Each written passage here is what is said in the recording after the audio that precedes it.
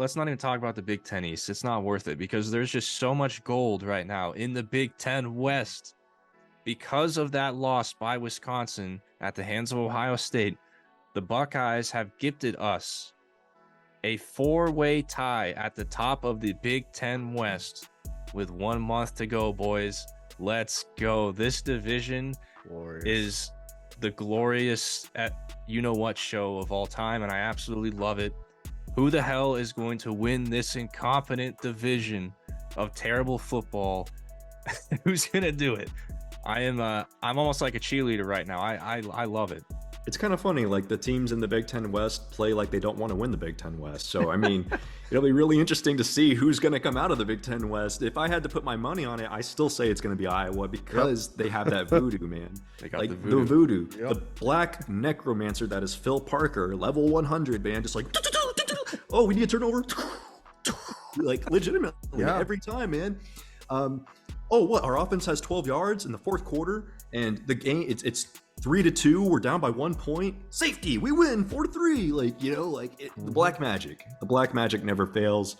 Iowa will find a way to win by something crazy. And the only thing that's going to stop them is if the ref says you called a fair catch. I think Nebraska has the easiest schedule remaining, but that doesn't mean Iowa's going to go undefeated. Dude, shout out Matt Rule. Year 1, man. Yeah. Year 1.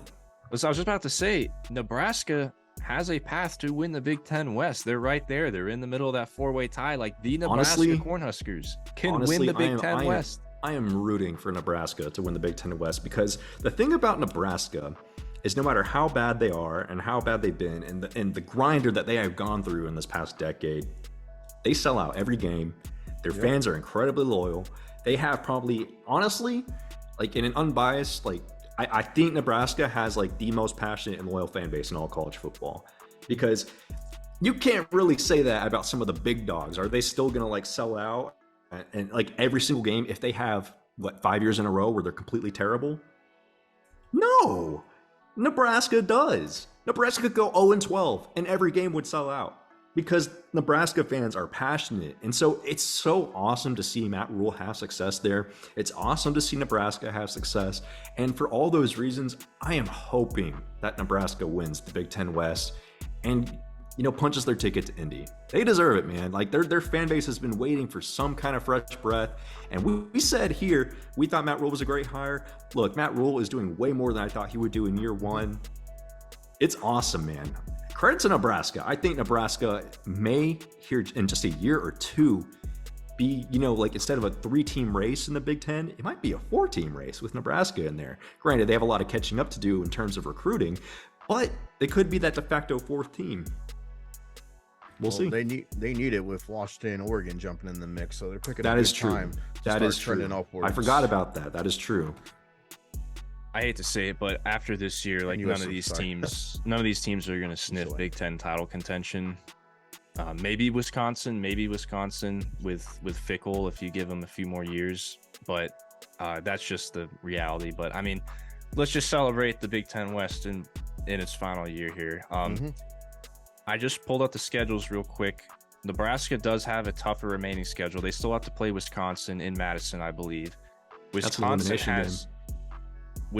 has an easier schedule. They have to play Northwestern, Indiana, and then a few other teams. 4-4 though. Northwestern's better than we thought. But the bad news for Wisconsin is that they have that head-to-head loss to Iowa.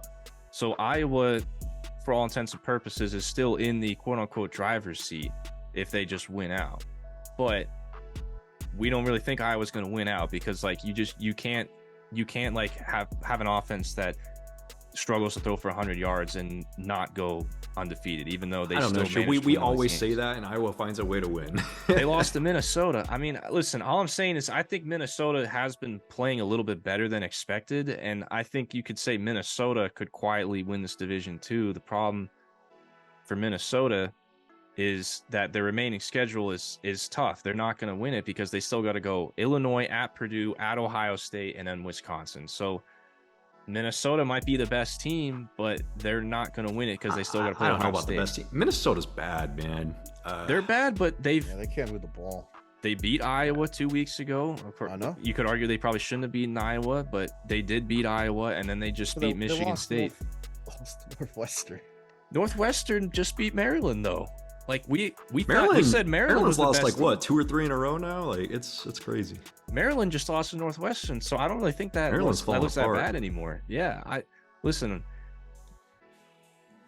I still listen. I'm gonna say Iowa. I kind of want it to be Iowa or Nebraska. If I'm to be perfectly honest, I I feel like want it to be Wisconsin. Nebraska. For the sake of my Wisconsin- team draft, I would like Iowa, but It'd be good for Wisconsin fans and Luke Fickell, but we all know like they got better days ahead for them. But I think Wisconsin would be sort of a boring outcome here if they won it. I kind of want Iowa just for the entertainment factor, and then Nebraska for the feel good factor. But that's just me.